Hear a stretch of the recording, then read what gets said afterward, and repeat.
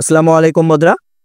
আজকে আমরা আলোচনা করব কারারক্ষী পুরুষ ও কারারক্ষী মহিলা পদের কাজ, বেতন, রেশন, ছুটি, প্রমোশন ইত্যাদি সুযোগ সুবিধা নিয়ে আজকে আমরা বিস্তারিত আলোচনা করব। তো আপনারা জানেন গতকালকে কারারক্ষী পদের বিশাল একটি সার্কুলার প্রকাশিত হয়েছে। সেখানে আপনারা বাংলাদেশের সকল জেলা থেকে ছেলে ও মেয়ে উভয় আবেদন করতে পারবেন।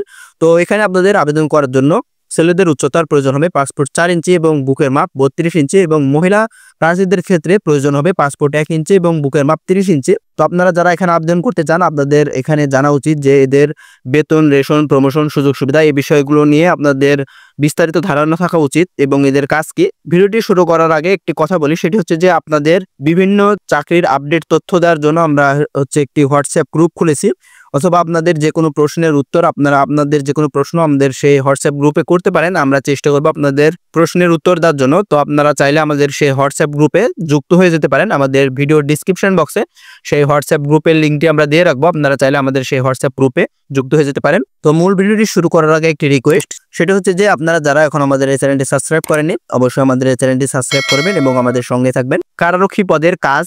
তো কারারক্ষী পদের কাজ মূলত কারাগারের নিরাপত্তা নিশ্চিত করা এবং কারাগার সুরক্ষিত রাখাই মূলত কারারক্ষী পদের কাজ, এবং কারাগারে আসা বন্দীদের নিয়েই মূলত কারারক্ষীদের কাজ করতে হয়। জেলে যেসব বন্দীরা থাকে তারা যেন কোনো অপকর্মে লিপ্ত না হয় সেই বিষয়ে আপনাদের সবসময় লক্ষ্য রাখতে হয়। কারারক্ষীদের এই বিষয়ে সবসময় খেয়াল রাখতে হয় এবং কারারক্ষীদের খাবার বিতরণ, চিকিৎসা এবং নানাবিধি কাজে সহযোগিতা করে থাকে এই কারারক্ষীরাই, এবং বন্দীদের করা ভুল সংশোধনের জন্য ভালো ব্যবহার ও শিক্ষামূলক তথ্য দিয়ে তাদের ভালো মানুষে পরিণত করাই মূলত কারারক্ষীদের কাজ। তো কারারক্ষীরা মূলত এই কাজগুলোই করে থাকে।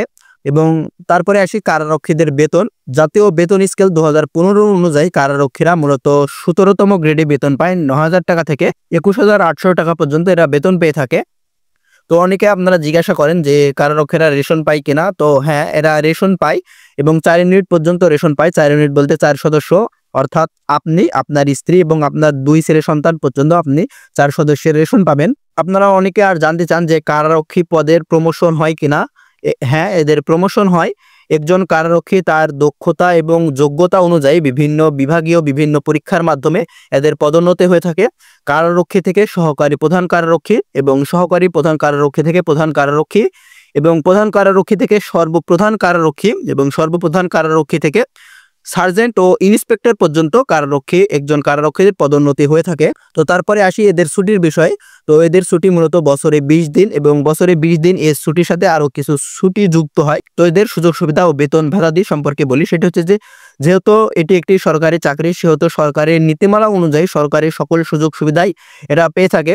বছরে 2টি উৎসব ভাতা এবং বৈশাখী ভাতা, অর্থাৎ সরকারের নীতিমালা অনুযায়ী যে সুযোগ সুবিধাগুলো এরা পাওয়া উচিত সমস্ত সুযোগ সুবিধাগুলো এরা পেয়ে থাকে। তো এই ভিডিওটি এ পর্যন্তই। তারপরেও আপনাদের যদি কোনো কিছু জানার থাকে অবশ্যই আপনারা আমাদের কমেন্ট বক্সে কমেন্ট করবেন।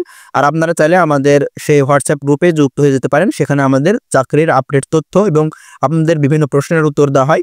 তো আমাদের ডিসক্রিপশন বক্সে লিঙ্ক দেওয়া থাকবে, আপনারা চাইলে সেখানে জয়েন হয়ে যেতে পারেন। তো এই পর্যন্তই, ধন্যবাদ সবাইকে।